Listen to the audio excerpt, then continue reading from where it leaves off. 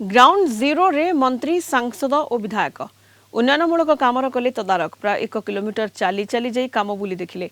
बलांगीर जिला कंटाभांजी निर्वाचन मंडली तुरेकेला ब्लॉक विभिन्न सरकारी कार्यक्रम में जोग देथिले मंत्री रवि नारायण नायक।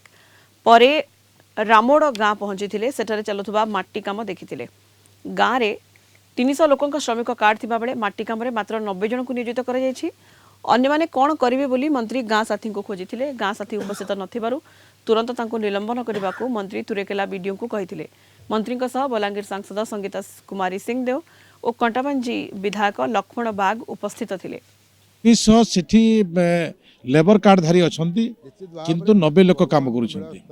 बाकी लोकंकर आम पाखरे कौनसी प्रकार आकलन नहीं। ये लोक बहुत कष्ट रे कहले जे किछि लोक बाहर को काम करबा को जाइछंती। माने हमकु कष्ट करबा को पड़िबो। सेति पे समस्तंकर सहयोग दरकार, लोकंकर सहयोग दरकार, सबुठारु प्रशासनिक सहयोग सबुठारु अधिक दरकार।